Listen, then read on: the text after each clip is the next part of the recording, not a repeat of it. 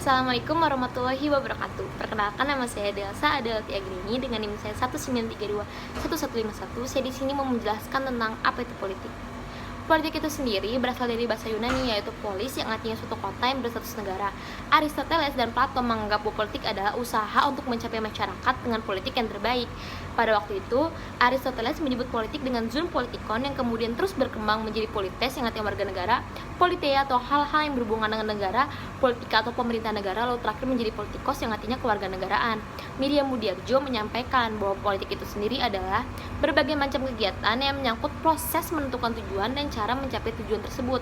Nah, kita ini bisa nyimpulin nih kalau misal politik itu adalah berbagai macam kegiatan atau usaha yang menyangkut pemerintah maupun negara yang prosesnya tuh menentukan tujuan dan cara mencapai tujuan tersebut dari sistem politik itu.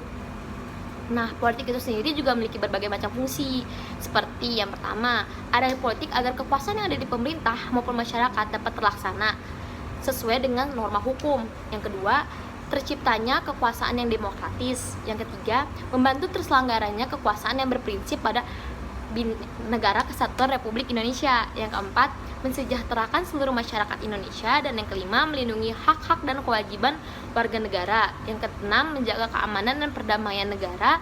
Yang ketujuh, menjaga kehidupan sosial yang seimbang untuk kemajuan bangsa. Sekarang aku mau ngebahas tentang konsep politik.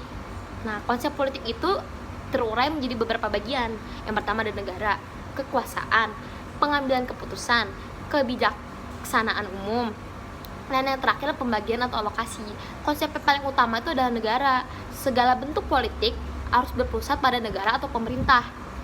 Lalu ada sistem politik. Sistem politik itu yang ada di Indonesia itu ada 7. Yang pertama sistem politik demokrasi, sistem politik oligarki, sistem politik fasisme, komunisme, sistem politik totalitarisme, sistem politik liberalisme, sama sistem politik monarki.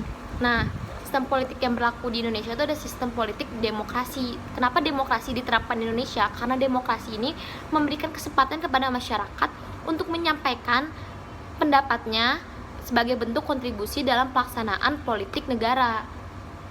Lalu kita akan belajar tentang suprastruktur politik nih. Suprastruktur politik itu ada apa aja sih? Ada 3. Yang pertama ada lembaga eksekutif, lembaga legislatif, dan lembaga yudikatif. Lalu infrastruktur politiknya ada 5.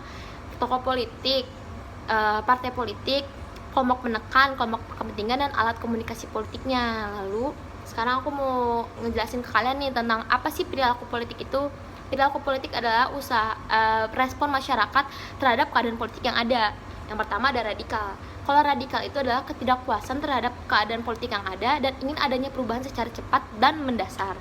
Yang kedua, itu ada liberal. Kalau liberal itu adalah mengindikasikan suatu masyarakat yang berpikiran bebas dan maju.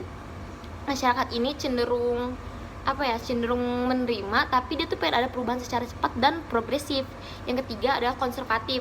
Konservatif adalah bentuk perilaku merasa puas terhadap keadaan politik yang ada, namun perilakunya cenderung berusaha bertahan terhadap perubahan yang ada. Jadi dia kayak bertahan aja gitu, dan dia merasa puas dengan keadaannya seperti ini. Yang keempat ada moderat. Moderat itu merasa sudah cukup puas dengan keadaan yang ada dan mencerminkan masyarakat yang mampu berpikiran maju namun belum cepat menerima perubahan seperti yang ada di radikal. Kalau misalnya yang terakhir ada status quo. Apa itu status quo? Perilaku status quo itu adalah merasa sudah cukup puas dengan keadaan politik yang ada dan berusaha mempertahankan keadaan politik yang ada sekarang tanpa meminta adanya perubahan. Nah, itu dia penjelasan saya tentang apa itu politik.